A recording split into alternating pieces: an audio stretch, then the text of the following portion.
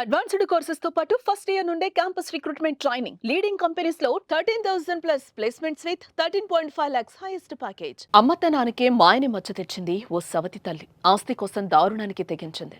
సవతి కూతురు ఉండడంతో కన్న కూతురికి విలువైన ఆస్తి దక్కకుండా పోతుందనే కారణంతో సవతి బిడ్డను దారుణంగా హత్య చేసింది. 4 నెలల కిందట ఈ హత్య జరగ తాజాగా వెలుగులోకి రావడం ఇప్పుడు సంచలనంగా మారింది.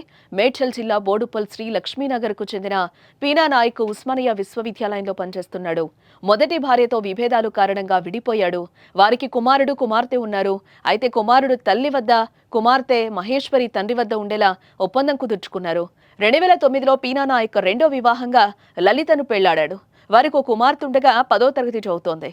అయితే పీనా నాయక్ తనకున్న 2 ఇళ్లలో ఒక ఇంటిని మహేశ్వరికి ఇచ్చి పెళ్లి చేయాలని అనుకున్నాడు. కానీ లలిత అందుకు ఒప్పుకోలేదు.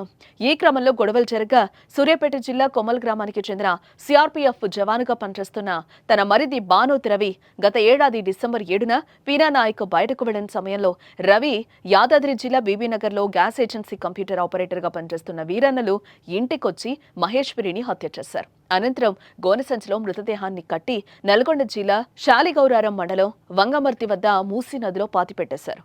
అయితే తండ్రి చూస్తున్న సంబంధం ఇష్టం లేక మహేశ్వరి మరో యువకుడితో వెళ్లిపోయిందంటూ భర్తను నమ్మించింది లలిత. నెలలు గడిచినా మహేశ్వరి ఆచూకీ లభించకపోవడంతో ఏప్రిల్ 2న పోలీసులకు ఫిర్యాదు చేశాడు పీనా నాయక్.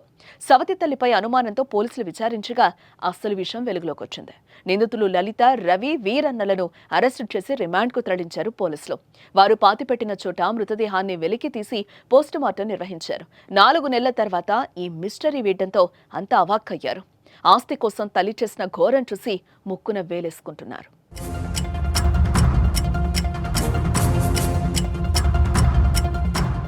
మొత్తం ఈ ఇల్లు, ఆస్తి, ఇంటి దగ్గర ఒక 6 ఎకరాల పొలం ఉంటుంది.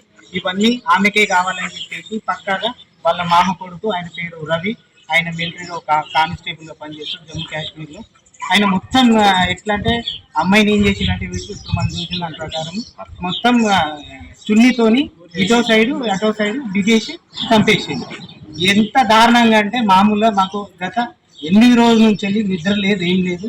పోలీస్ స్టేషన్లో చుట్టూ తిరిగి సిఐ సార్ని బదలాడి కేసు కొంచెం చూడండి సార్ అని చెప్పి వాళ్ళ దగ్గర ఉన్న ఎవిడెన్స్, మా దగ్గర ఉన్న ఎవిడెన్స్ కొన్ని సబ్మిట్ చేస్తే నిన్న వాళ్ళకు ఎంక్వైరీ చేస్తే నిన్న సాయంత్రం పలానా ఇట్లా చేసినామని చెప్పారు. అన్యాయంగా చంపేసారు అన్న అమ్మాయిని. అయితే ఎంత దారుణంగా అంటే దారుణంగా, ఆస్తి కోసం ఆమెను.